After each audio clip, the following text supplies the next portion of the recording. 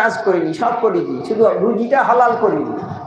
যে দিয়েছে সেখানে খেয়েছি, আমাকে যে যা দিয়েছে আমি খেয়েছি। আমি এত ইবাদত বন্দি করছি, তো লোকে দেখে বলি যায় বাবা এত ইবাদত বন্দি করছে, কিছু খানা নিয়ে যায়, নিয়ে গেল, সে খানাটা খেয়ে নিবে।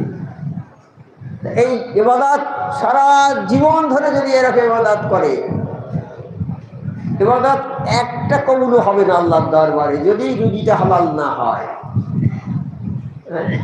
তো একটা ফুটো যদি থাকে সেই জলাধারে, বড় জলাধার যাতে 500, 1000, 10,000 লিটার পানি থাকে, একটা ছোট্ট সামান্য ছিদ্র থাকে, সেই ছিদ্র দিয়ে সব বেরিয়ে চলে যায়। আমাদের সেই রকমই, আমরা যত ইবাদত বন্দেগী করি, যত যাই করি না কেন, আমাদের সেই সামান্য ছিদ্র যদি একটা থাকে, তা দিয়ে সব চলে যাবে, কিছু থাকবে না।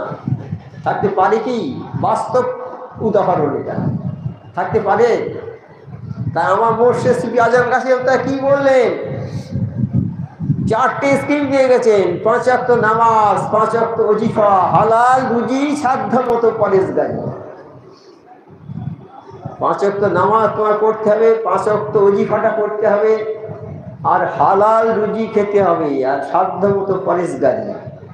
আর এই 4টে জিনিসকে নিয়ে যদি আলোচনা করা যায়, সমস্ত কিছু বেরিয়ে আসবে। আসমান জমিনের যত রহস্য আছে সমস্ত বেরিয়ে যাবে এই চারটে জিনিস নিয়ে যদি আলোচনা করে। এই হালাল রুজি না খেলে আমাদের কোনো ইবাদত বন্দেগী হবে না। হ্যাঁ, সেই হালাল রুজির কথা।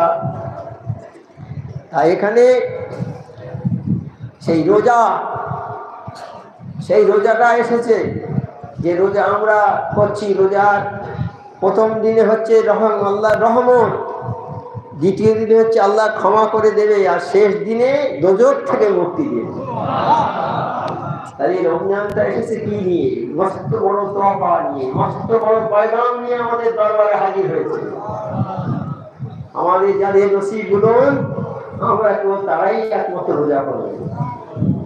রোজা যারা করবে তাদের নসিব বুলন, নসিব যাদের, তারা ছাড়া রোজা কেউ করতে পারবে না। এমনও কথা শুনেছি অনেকবার, কোনো আত্মীয়ের বাড়ি গিয়েছি, ধনী লোক, বিরাট ধনী লোক সব, কিন্তু নামাজ রোজা এত পাবন্দি নয়, এত জানে না। শুধু তারা জানে অর্থ উপার্জন করতে হবে, ধনী হতে হবে, বাড়ির পর বাড়ি, গাড়ির পর গাড়ি করতে হবে। সব এখনো আসে না এরকম অনেক জায়গা, আমরা অনেক জায়গায় এখন পৌঁছতে পারিনি।